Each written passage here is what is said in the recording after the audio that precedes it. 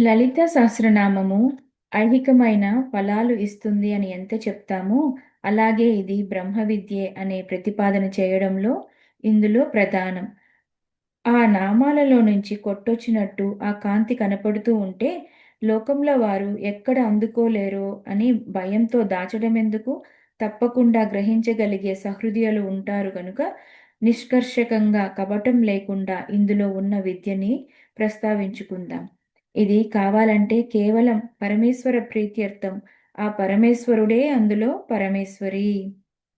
ఆమ్, శ్రీదేవ్యాః ప్రీతిదాయకం ఇదం విశేషయాత్. ఇది ఇంతవరకు చెప్పిన ఫలాన్ని చెప్పారు. విశేషాత్ అనేది స్తోత్రానికి సంబంధించిన విషయం కాదు.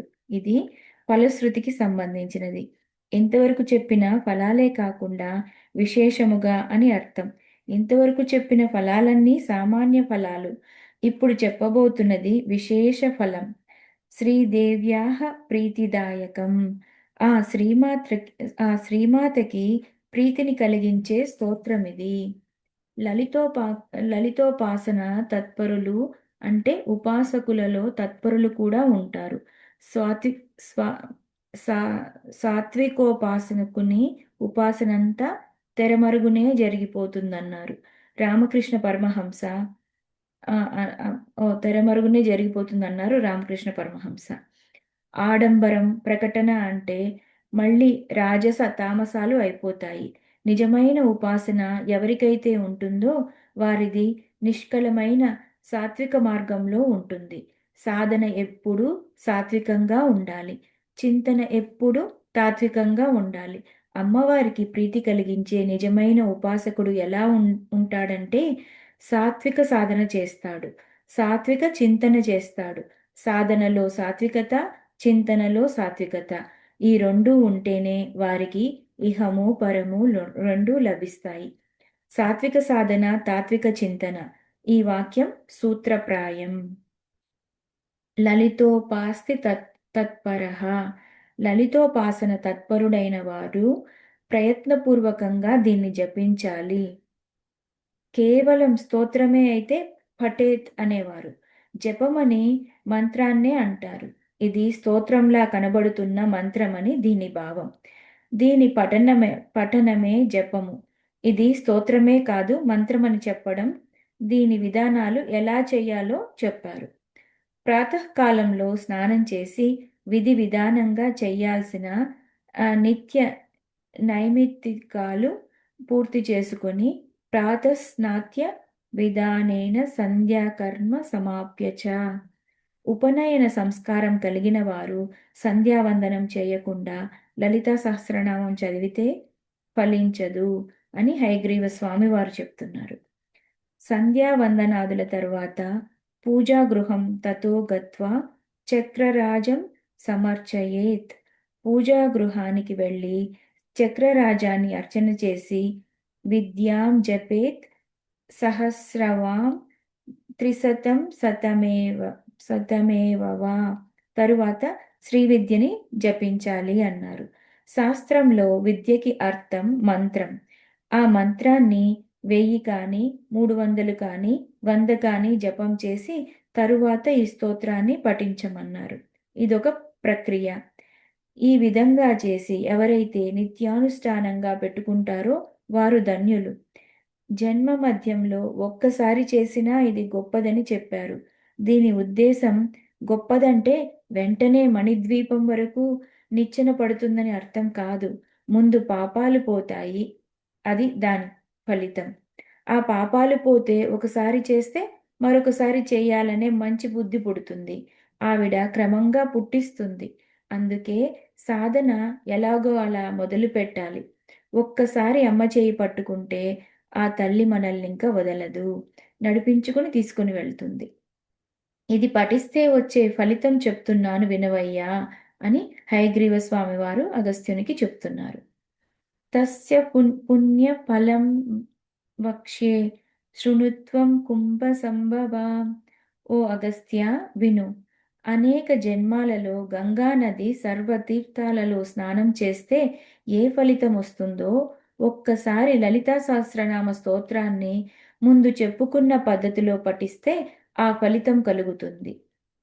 అవిముక్తకే కాశీక్షేత్రంలో కోటి లింగాలను ప్రతిష్ఠించిన ఫలితం వస్తుంది.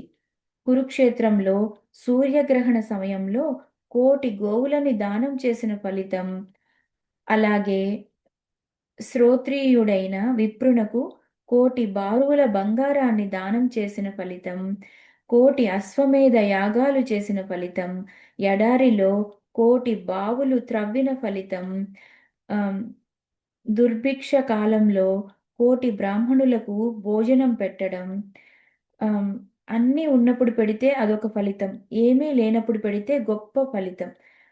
అది ఎంతటి ఫలితాన్ని మనం స్తోత్రం పఠించడం వల్ల కలుగుతుంది. దుర్భిక్షేయ ప్రతిదినం కోటి బ్రాహ్మణ భోజనం శ్రద్ధయా పరయా కుర్యాత్ సహస్ర పరివత్సరాత్. దుర్భిక్ష కాలంలో కోటి బ్రాహ్మణులకి భోజనం పెట్టడం, అలా అనేక కాలాలు చేసిన వారికి ఎన్ని ఫలితాలు లభిస్తాయో అవన్నీ కలిపి చేసిన ఫలితం ఒక్కసారి లలితా సహస్రనామ స్తోత్రాన్ని భక్తిగా హృదయం పెట్టి పద్ధతిగా పఠిస్తే లభిస్తుంది. రహస్యనామ సహస్రే నామైకమపి యః పఠేత్ తస్య పాపాని నశ్యంతి మహాన్స్త్యపి న సంశయః. ఇందులో ఒక్క నామం పఠించినప్పటికీ అనేక పాపాలు పోగొట్టబడతాయి. 1000 నామాలు కలిపి గుత్తిగా ఉంటే ఫలితం చెప్పుకున్నాం. ఒక్క నామానికి కూడా అనేక కోట్ల పాపాలను పోగొట్టగలిగే శక్తి ఉంది. ఎప్పుడైనా శాస్త్రవాక్యాలయందు అనుమానం పడితే ఫలితం రాదు సరికదా, శంకించిన దోషం ఒకటి వస్తుంది. సహస్ర వాక్యాలయందు ఋషి చెప్పాడు కనుక సత్యం అని చేయటమే అనే దృష్టి ఉండాలి. అలా చేస్తే దానికి శ్రద్ధ అని పేరు. ఆయుర్వేదంలో అనుపాసనం అనేది ఒక ప్రధానం. మందుని పాలతో తీసుకున్నారంటే పాలతోనే తీసుకోవాలి. మందుని పాలతో తీసుకోమన్నారంటే పాలతోనే తీసుకోవాలి. పొరపాటున అదే మందు నీటితో పుచ్చుకుంటే కొత్త రోగం వస్తుంది. మందు మాత్రం అదే అనుపానం అంత ప్రధానంగా చెప్తున్నారు. అదేవిధంగా పారాయణకి సాధనకి శ్రద్ధ అనుపానం. ఈ శ్రద్ధని ఇమ్మని అమ్మవారిని ప్రార్థించాలి. అమ్మవారు శ్రద్ధాదేవి. శ్రద్ధ సూక్తం అని వేదంలో ఒక సూక్తం ఉంది. యాదేవి సర్వభూతేషు శ్రద్ధారూపేణ సంస్థిత నమస్తస్యై నమస్తస్యై నమస్తస్యై నమో నమః. నిత్య కర్మానుష్ఠానాన్ని నిత్య కర్మానుష్ఠానాన్ని కరణాదపి యత్పాపం జాయతే పుంసాం తత్సర్వం నశ్యతి ధృతం. ఒక్కొక్కప్పుడు నిత్యకర్మలు మొదలైనవి మానివేయటం ఒక పాపం, చేయకూడని పని చేయటం రెండవ పాపం. పాపాలు 2 రకాలు: విధిని వదిలేయటం, నిషేధాన్ని చేయటం. కలియుగంలో ఈ 2 పాపాలు వద్దన్నా జరుగుతూ ఉంటాయి. అలాంటి దోషాలు పోగొట్టాలంటే లలితా సహస్రనామాన్ని ఒక్క మారుగాని పఠనం చేస్తే చాలు. అత్రైకనామ్నో యా శక్తి పాతకానాం నివర్తనే తన్నివర్త్యమఘం కుర్తుం తన్నివర్త్యమఘం కర్తుం నాలం లోకాశ్చతుర్దశ. ఇందులో ఒక్క నామం పోగొట్టగలిగే పాపాలను 14 భువనాల్లోనూ ఎవ్వరూ చేయలేరు. మనం ఎంత కష్టపడి జన్మంతా ఎన్ని పాపాలు చేసినా ఒక్క నామం మొత్తం దగ్ధం చేసి ఇంకేమైనా దగ్ధం చేయడానికి ఉన్నాయా అని అడుగుతుంది. అయ్యో, నాలాంటి పాపాత్ముడు తరించగలడా అనే ప్రశ్న వస్తే లలితా సహస్రనామ స్తోత్రం నేనున్నానని అభయమిస్తుంది. యత్రుక్త్వా నామ సహస్ర పాపహాని మభిత్సప్తి నహి శీత నివృత్త్యర్థం హిమశైలం నిషేవతే. సహస్రనామాన్ని విడిచిపెట్టి పాపాలు పోగొట్టుకోవడానికి ఇంకేదైనా ప్రాయశ్చిత్తం చేసుకోవడం ఎలాంటిదంటే చలి తగ్గించుకోవడానికి నిప్పుని విడిచిపెట్టి హిమాలయాలకు వెళ్ళటం లాంటిదని చెప్పారు. అబ్బా! ఎంత గొప్పగా చెప్పారండి. లలిత చేస్తే చాలు. హ్మ్. లలిత సహస్రనామాలు స్తోత్రం మాత్రమే కాదు, శాస్త్రము, కావ్యము కూడా. స్తోత్రం కాదు అన్నారంటే స్తోత్రం మాత్రమే కాదు అని అర్థం. ఇక కవిత్వంలో శబ్దాలంకారాలు, అర్థాలంకారాలు ఎన్ని ఉండాలో అన్నీ ఈ స్తోత్రంలో ఉన్నాయి. దీనిని కావ్య ధోరణిలో పరిశీలిస్తే ఇది ఒక అత్యద్భుతమైన కావ్యం. సంగీతం కూడా ఇందులో కావాల్సినంత ఉంది. అలాగని స్వరపరిచి పాటలు పాడమని చెప్పడం కాదు, దీనిలో అనుష్టుప్ అనే ఛందస్సు ఉంది.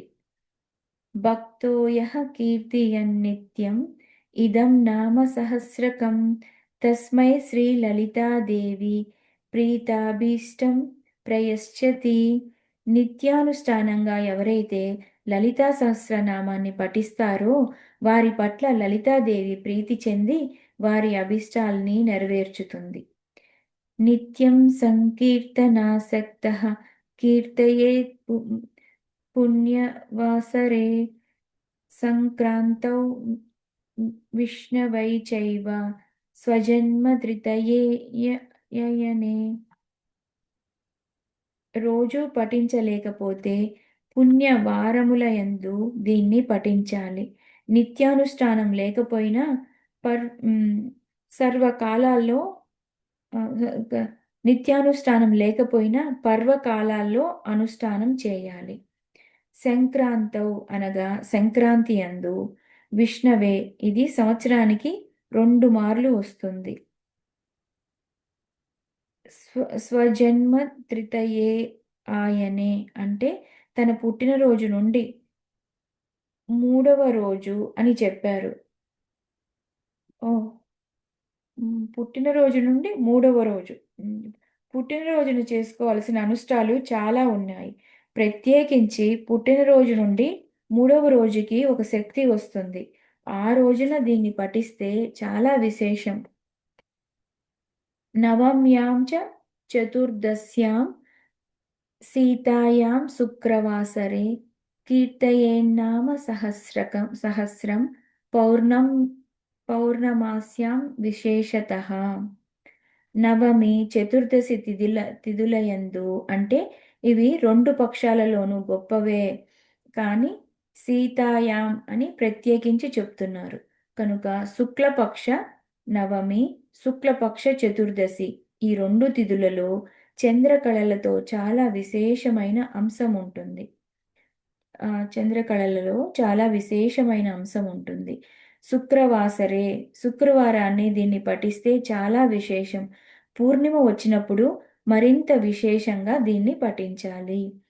పౌర్ణమాస్యాం చంద్రబింబే ధ్యాత్వా శ్రీలలితాంబికాం పంచోపచారై సంపూజ్య పాఠే నామ సహస్రకం సర్వే రోగాః ప్రణశ్యంతి దీర్ఘమాయుశ్చ విందతి. అయమాయుష్కరో నామ ప్రయోగః కల్పనోదితః. ముఖ్యంగా పౌర్ణమి నాడు చంద్రబింబంలో అమ్మవారిని ధ్యానం చేస్తూ కేవలం పంచోపచారాలు చేసి సహస్రనామాన్ని పఠిస్తే అన్ని రోగాల నుండి బయటపడవచ్చు. ఇవన్నీ ప్రయోగాలు. ఇంతవరకు ఫలశ్రుతులు చెప్పి ఇప్పుడు ఒక్కొక్క ప్రక్రియ కోసం దీనిని ఎలా ఉపయోగించుకోవాలో చెప్పారు. కొన్ని ప్రయోగాలు మాత్రమే ఇక్కడ చెప్పారు, కానీ తంత్రశాస్త్రంలో చాలా విశేషంగా లలితా సహస్రనామ ప్రయోగాలు ఉన్నాయి. ఆ విధంగా చేసి ప్రయోజనాన్ని పొందిన శిష్టులైన వారు చాలామంది ఉన్నారు. లలితా సహస్రనామంలో కొన్ని గుర్తులు తీసుకుని వాటికి ముందు వెనుక శ్రీమాత్రే నమః అని సంపుటితం చేస్తూ జపం చేస్తే కొన్ని ఫలితాలు ఉంటాయి. ఇప్పటి వరకు సామాన్య ఫలాలు చెప్పారు. ఇంకా ఎన్నో ప్రయోజనాలని హయగ్రీవ స్వామి వారు అగస్త్యుల వారికి చెప్తూ నామదృష్టితో లలితా సహస్రనామాలని పఠించరాదు అన్నారు. ఇందులో ప్రతిదీ కూడా మంత్రమే అనే భావంతో లలితా సహస్రనామాన్ని అనుసంధానం చేసుకోవాలి. మంత్రపరంగా లలితా సహస్రనామ స్తోత్రం అంతా కలుపుకొని మాలా మంత్రం, మాల అంటే వరుస, మాల అని దేనిని అంటారో కూడా మంత్రశాస్త్రంలో నిర్వచనం ఉంది. మంత్రాః ఏకాక్షరా పిండాః కర్తర్యో కర్తర్యోద్వక్షరామాతః వర్ణత్రయం సమారభ్య నవర్ధావది బీజకాః. ఒకే అక్షరం కలిగిన మంత్రాన్ని పిండ మంత్రం, 2 అక్షరాలు కలిగిన వాటిని కర్తరి మంత్రం, 3 నుంచి 9 వరకు అక్షరాలు ఉండే వాటిని బీజ మంత్రాలు, 10 నుంచి 20 ఉండే అక్షరాలు మహామంత్రాలు, దానిపైన ఉండేవన్నీ మాలా మంత్రాలు అని వ్యవహారం. ఏకాక్షర మంత్రాలు చాలా ఉన్నాయి. అవన్నీ పిండ మంత్రాలు. గణపతి మంత్రం, అలాగే కొన్ని శక్తి మంత్రాలు కూడా ఏకాక్షర మంత్రాలు ఉన్నాయి. నవార్ణ మంత్రాలు అంటే బాలా మంత్రం, చండీ మంత్రం. వీటికి బీజ మంత్రాలని పేరు. పంచదశి మొదలైనవి మహామంత్రాలు. పై ప్రకారంగా చూస్తే లలితా సహస్రనామ స్తోత్రం మాలా మంత్రం. లలితా సహస్రనామ స్తోత్రమంతా అనుష్టుప్ అనే వైదిక ఛందస్సులో రచించబడింది. మొదట కావ్యాల్లో వాల్మీకి అనుష్టుప్ ఛందస్సులోనే రామాయణమంతా రచించారు. తరువాత వ్యాసాదులు కూడా పురాణాలను ఆ పద్ధతిలోనే అనుసరించారు. కొన్ని ప్రత్యేక ఛందస్సులో రచించిన అనుష్టుప్పుకి ఎక్కువ ప్రాధాన్యం ఇచ్చారు. అనుష్టుప్ ఛందస్సులో ఒక పరిపూర్ణమైన శక్తి దాగి ఉంది. సంపూర్ణంగా పరిశీలిస్తే గాయత్రి కూడా 4 పాదాలే, అనుష్టుప్ కూడా 4 పాదాలుగానే కనిపిస్తుంది. మొత్తం 4 పాదాలు కలుపుకుంటే 32 అక్షరాలు. ఇది 32 అక్షరాలే. అలా పరిశీలిస్తే ఒక్కొక్క శ్లోకంలో 32 అక్షరాలు, ఒక్కొక్క పాదంలో గమనిస్తే 16 అక్షరాలు ఉంటాయి. అమ్మవారి మంత్రాన్ని ప్రధానంగా షోడశి అని వ్యవహరిస్తూ ఉంటారు. అలా పరిశీలిస్తే ఇందులో ప్రతి పాదం షోడశియే, 16 అక్షరాలే ఉంటాయి. అసలు ఏ సహస్రనామ స్తోత్రమైనా అనుష్టుప్లోనే రచించబడుతుంది. అనుష్టుప్లో ఒక దైవతత్వం ఉంది. దేనినైనా 16 అక్షరాలే, దేనికైనా 16 అక్షరాలే ఉన్నప్పటికీ అమ్మవారి విద్యలో 16 అక్షరాలకి ప్రాధాన్యం ఉంది. కనుక లలితా సహస్రనామంలో ప్రతి పాదం 16 అక్షరాలు మాత్రమే ఉంటాయి. మరో ప్రత్యేకత, ఇందులో శ్లోక సంఖ్య పరిశీలిస్తే ఏవం శ్రీ లలితాదేవ్యాః నాం సహస్రకం జగుః అని పూర్తవుతుంది. వసిన్యాది వాగ్దేవతలు ఈ విధంగా గానం చేశారు అన్నది చివరి వాక్యం. ఇది నామం కాదు, ముక్తాయింపు. నామం లలితాంబికతో పూర్తయిపోతుంది. శ్రీమాత నుండి లలితాంబిక వరకు గమనిస్తే 182.5 శ్లోకాలు అవుతాయి. ఏవం శ్రీ లలితాదేవ్యాః కలుపుకుంటే 183 శ్లోకాలు అవుతాయి. ఈ నామం తీసేస్తే 182 శ్లోకాల పైన ఒక్క పాదం వస్తుంది. పాద సంఖ్యలో విభజన చేస్తే 365 అవుతాయి. 365 అయ్యాయంటే ఒక్క సంవత్సర కాలం క్రింద లెక్క. సంవత్సరంలో రుద్రో దివో ఉమా రాత్రి తస్మై తస్యై నమో నమః అని చెప్పినట్లుగా పగలు శివస్వరూపం, రాత్రి అమ్మ స్వరూపంగా భావన చేస్తారు. అలా సంవత్సరంలో ఉత్తరాయణం, దక్షిణాయనం తీసుకొని శివశక్తిగా ఈ భేదంగా పరిశీలిస్తే 2 ఆయనాలు కలుపుకుంటే 365. ప్రతి శ్లోకాన్ని 2 భాగాలు చేసుకుని శివభాగం, శక్తి భాగంగా పరిశీలనం చేస్తే మొత్తం 365 రావటం ఒక్క సంవత్సర సంఖ్యకి సంకేతం. సంవత్సర సంఖ్యాత్మకమైన యజ్ఞాలు వేదంలో చెప్పబడ్డాయి. కనుక ఆ సంఖ్యతో సమకూర్చడం కూడా ఒక సంపూర్ణతకు ప్రతీక. అంతేకాకుండా ఒక వృత్తాన్ని తీసుకుంటే 360 డిగ్రీలు ఉంటుంది. అలా పరిశీలించిన పూర్ణత్వం అనేది కనపడుతుంది. సాధారణంగా ఏ సహస్రనామాల్లో స్పష్టంగా కనబడనిది లలితా సహస్రనామాల్లోనే కనబడేది పూర్వాపర సంబంధం. మొదటి వాక్యానికి తరువాతి వాక్యానికి అనుబంధం ఉంటుంది. అలా గమనిస్తే ఎక్కడికక్కడ ఒక గొలుసు బంధంగా ఏర్పడింది. నామరూప లీలాది వైభవం. నామవైభవం. ఇప్పుడు నామాలలో కథ చెప్పడం ఒక ఆశ్చర్యకరమైన అంశం. అది కూడా ఇందులో గోచరిస్తుంది. అమ్మవారి చరిత్రను ఇంతవరకు హయగ్రీవ స్వామి చెప్పారు. ఆ చరిత్రనంతటిని నామాల్లో ఇక్కడ అందిస్తారు. ఇంతవరకు తాను చెప్పింది జ్ఞప్తిలో ఉండాలంటే ఈ నామాలు గుర్తుపెట్టుకుంటే చాలు. ఆ చరిత్రను తెలుసుకొని ఈ నామాలను కంఠోపాఠం చేసుకుంటే ఎప్పుడు ఏ నామాన్ని తలుచుకున్నా చరిత్ర గుర్తుకు వస్తుంది.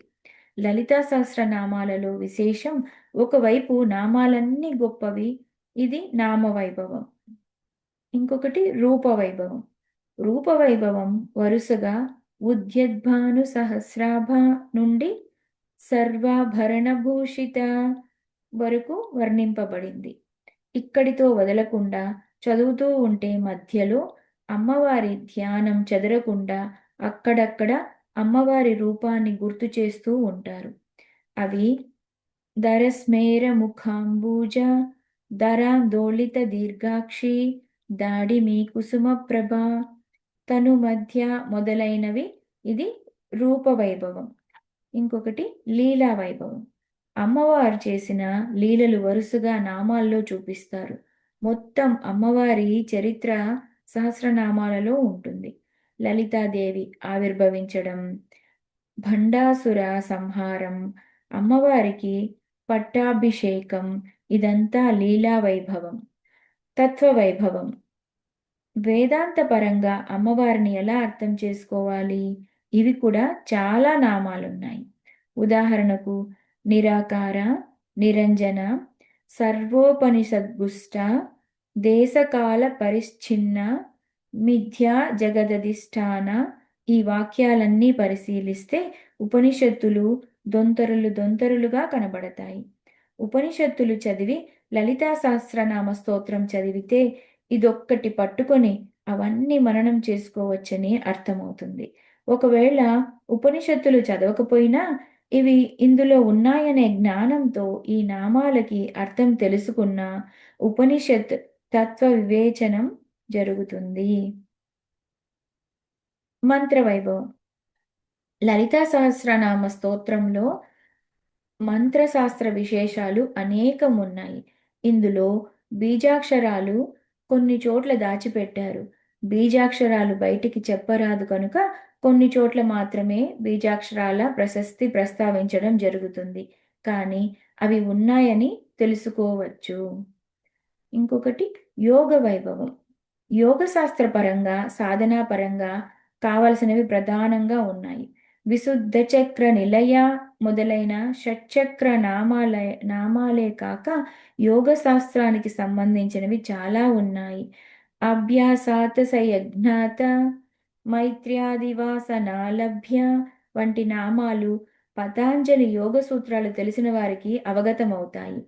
ఇలా నామవైభవ, రూపవైభవ, లీలా వైభవ, తత్వ వైభవ, మంత్ర వైభవ, యోగ వైభవాలు ఇందులో పరిశీలించవచ్చు. ఈ కోణాలతో లలితా సహస్రనామం పరిశీలిస్తే అదే పెద్ద సాధన. సాధనకి మననం చాలా ప్రధానం. జపం, పూజ కూడా చాలా అవసరమే. కానీ ఇవన్నీ బాహ్యమే. బాహ్యంలో జడత్వం ఎక్కువ ఉంటుంది. భావంలో చైతన్యం ఎక్కువ ఉంటుంది. మననం చేసుకుంటున్న కొద్దీ చైతన్యం మరింత ఎక్కువ ఉత్పన్నమవుతుంది. బాహ్యం వద్దనడం కాదు, మననశీలత పెంచుకోవాలి. అప్పుడే నిజమైన అభ్యాసం. దానికి కావలసినది ప్రత్యేకమైన శ్రద్ధ, ప్రేమ. వాటితో పరిశీలిస్తే అమ్మ అనేకమైన రహస్యాలు తెలియజేస్తుంది. లలితా సహస్రనామ స్తోత్రం కూర్పు పరిశీలించినట్లయితే మొదటి నామం శ్రీమాత, చివరి నామం శ్రీ శివ శివశక్తి ఐక్య రూపిణి శ్రీ లలితాంబిక. ఇదొక పాఠాంతరం. ప్రసిద్ధ పాఠం శ్రీ శివశక్త్యైక్య రూపిణి లలితాంబిక. ఈ రెండు పాఠాంతరాలు ఔచిత్యములే. ఈ శివశక్త్యైక్య రూపిణి శ్రీలలితాంబికలో చివరి నామం లలిత. లలితా సహస్రనామంలో కొన్ని నామాలకు పునరుక్తి ఉంది.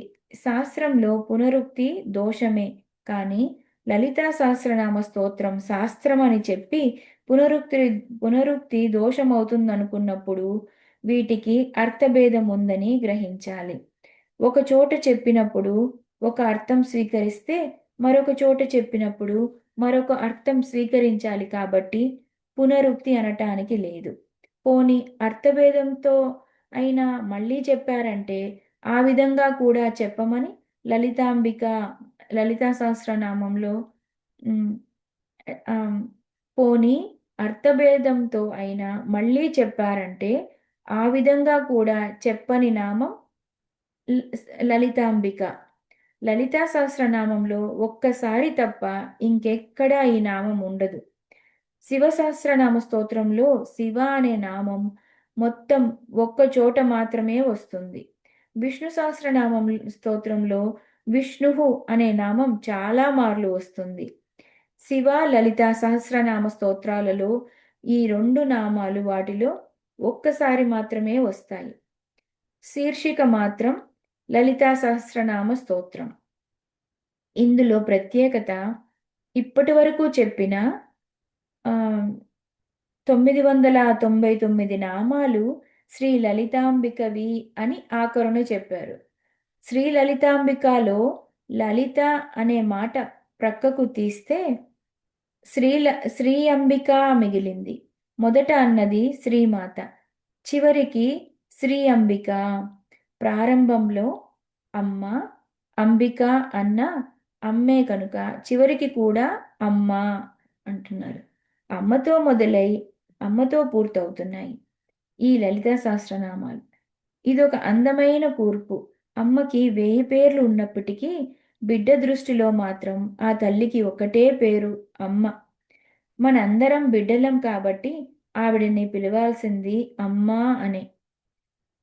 ఎంత ఆపదలో ఉన్నా ఆఖరికి 100 ఏళ్ల వృద్ధుడైన మంచం మీద ఉండి మూలిగినప్పుడు మాత్రం అమ్మా అనే అంటాడు. ఈ అమ్మ అని ఎవరిని ఉద్దేశించి అన్నది? చిన్నప్పుడెప్పుడో అతడి తల్లి కన్నది, పెంచింది, పోషించింది, వెళ్ళిపోయింది. ఆ జీవుడు అమ్మా అని అరుస్తున్నాడంటే ఆ పరమాత్మనే అమ్మా అని ఉద్దేశించి పిలుస్తున్నాడు కనుక అమ్మా అని పిలువబడ్డ పరమాత్మయే శ్రీ లలితాంబిక. శ్రీమాతతో ప్రారంభమై లలితాంబికతో ముగియడంతో అమ్మతో మొదలై అమ్మతో పూర్తయింది. అచ్చంగా జపమాల పట్టుకొని జపం చేసేటప్పుడు మేరు పూసతో మొదలుపెట్టి మళ్ళీ మేరు పూసతో పూర్తి చేస్తారు కనుక దేనితో మొదలు పెట్టామో దానితోనే పూర్తి చేయడం అంటే. జపమాలకి మేరుపూస ఎలాంటిదో లలితా సహస్రనామాలకి అమ్మ అనే భావం అలాంటిది. స్తోత్ర మధ్యలో కూడా అమ్మ నామాలు వస్తాయి. మాత మలయాచల వాసిని, అంబిక అనాది నిధన. ఇలా మాత అంబిక 2 మార్లు మధ్యలో వచ్చాయి. ఆది మధ్యం అంతం కూడా అమ్మ అనే తీసుకువచ్చారు. ఇది కూర్పులోనే ఉన్న గొప్ప అందం. శ్రీమాత శ్రీ అంబిక భావనాత్మకంగా చూస్తే రెండూ ఒకటే. పంచాయతన పూజలో 5ంటికి పేర్లు చెప్పేటప్పుడు శివునకు శివుడని, గణపతిని గణేశ అని, ఆదిత్యుణ్ణి సూర్యుడని, నారాయణుణ్ణి విష్ణు అని చెప్తూ అమ్మవారిని మాత్రం అంబిక అంటారు. అంబిక అనేది వైదికమైన శబ్దం. అంబిక అంబ అనే శబ్దంలో ఉండే శక్తి సామాన్యమైనది కాదు. మన భాషలో మంత్రశక్తి ఉంది. మంత్రశక్తి ఉన్న భాషలో పుట్టడం మన భాగ్యం. ఆ భాషని మరిచి బ్రతకడం దౌర్భాగ్యం. అమ్మ అనే మాట సంస్కృతంలో అంబా అనే మాట నుండి జన్యమైనదే. మాతా నుండి మా శబ్దం వచ్చింది. మాతృ శబ్దమే ప్రథమా విభక్తిలో మాతా అయ్యింది. ఇలా చెప్పుకుంటూ మాలా మంత్రంలోకి ప్రవేశిస్తున్నాం. తత ఊర్ధ్వగత మాల తాసు భేదోన విద్యతే. మొత్తం 20 అక్షరాల తరువాత ఎన్ని అక్షరాల నామాలు వచ్చినా వాటిని మాలా మంత్రాలు అని ప్రస్తావన చేసుకోవాలి. ఒక్కొక్క పాదంలో ప్రత్యేకించి ఇన్నే నామాలు ఉండాలి అనే నియమం లేదు. ఒక్క పాదంలో 3 నామాలు, వేరొక పాదంలో 7 నామాలు, మరొక పాదంలో ఒకే నామం ఉండొచ్చు. ఒక్క పాదంలో 2 ఉండొచ్చు. పాదం మాత్రం 16 అక్షరాలు. లలితా సహస్రనామ స్తోత్ర వ్యాఖ్యానం అనేక కోణాలలో నుంచి పరిశీలిస్తూ ఆస్వాదిస్తే చాలా దివ్యంగా ఉంటుంది. అయితే లలితా సహస్రనామాలకి పూర్వాపర సంబంధమైన క్రమం ఉంది. అసలు లలిత అనబడేది ఒక ప్రత్యేకమైన దేవత అని ప్రశ్నించుకుంటే, వేదం ప్రకారం ఉన్నది ఒక్కడే పరమేశ్వరుడు. ఆయన తన యొక్క శక్తితో ఈ ప్రపంచాన్నంతటినీ నిర్వహిస్తున్నాడు.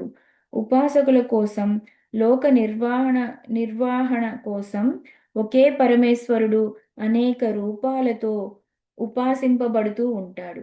ఈ 3 వాక్యాలే మొత్తం హిందూ మతాన్ని అర్థం చేసుకోవడానికి పనికొస్తాయి. ఒక్కడే ఈశ్వరుడు. ఏకో దేవః సర్వభూతేషు గూడాః అని ఉపనిషత్తు ప్రతిపాదన చేసింది.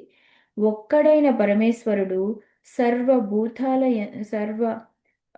భూతాలయందు గూఢః అత్యంత రహస్యంగా ఉన్నాడు. ఆయన సర్వశక్తిమంతుడై ఉన్నాడు కాబట్టి నమస్కరిస్తున్నారు. ఈ శక్తి ఆయనకి సహజంగా వచ్చింది.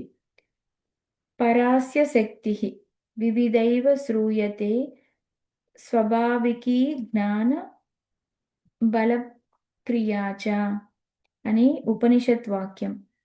పరమాత్మ యొక్క శక్తి స్వభావానికి అగ్నికి వెలుగు, వేడి ఎంత అగ్నికి వెలుగు, వేడి ఎంత స్వభావమో ఆ పరమేశ్వరునికి శక్తి అంత స్వభావం. కనుక శక్తిని గురించి చెప్తున్నామంటే శక్తిమంతుని గురించి చెప్తున్నామని అర్థం. ఈశ్వరుడంటే శక్తితో కలిసిన వాడు. శక్తి ఉంటేనే ఈశ్వరుడు. రెండింటికి అభేదం. ఆ ఈశ్వరుని అమ్మ అని పిలిస్తే లలితాంబ అయ్యింది. అందుకే ఒక్క వ్యాఖ్యాత లలితా సహస్రమే శివ సహస్రం అన్నారు. ఎలాగంటే స్త్రీలింగ శబ్దాలతో చెప్పబడిన శివస్వరూపం అన్నారు. లలితా సహస్రనామ ఉపోద్ఘాతం హయగ్రీవ స్వామివారు చెప్తూ శ్రీవిద్యా ఉపాసకులకి శివుడు ఎంత ముఖ్యమైన వాడో సహస్రనామ స్తోత్రం అంత ముఖ్యమైనదని చెప్పారు. శ్రీవిద్యా ఉపాసకులకి ముఖ్యమైన వాడు శివుడు. శివుడు ఒక్కడే. శివశక్త్యాయుక్తో ఆయన మొదటి శబ్దం ఇదే. శివ శబ్దానికి అర్థం బ్రహ్మ విష్ణు రుద్రాత్మకమైన పరమాత్మ. పరమేశ్వరుడు ఆయన యొక్క శక్తి రెండూ కలిపి ఉభయ ఐక్యమే. లలితా సహస్రనామంలో మొదటి నుండి చివరి వరకు చెప్పబడింది. పరమేశ్వరుని యొక్క శక్తి అంటే శక్తితో కూడిన పరమేశ్వరుడు. అమ్మ అని పిలవాలనిపిస్తే పరమేశ్వరి. ఆ తల్లిని ఇక్కడ వివరిస్తున్నారు. లలితా సహస్రనామం ప్రత్యేకత ఏమిటంటే ఇందులో లేని అమ్మనామం బయట కనపడదు. మనకు ఏ దేవతా నామమైనా ఇందులో గోచరిస్తుంది.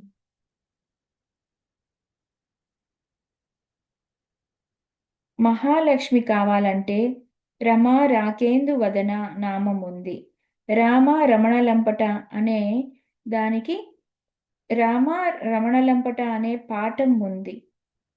మహాలక్ష్మి మృడప్రియ ఉంది.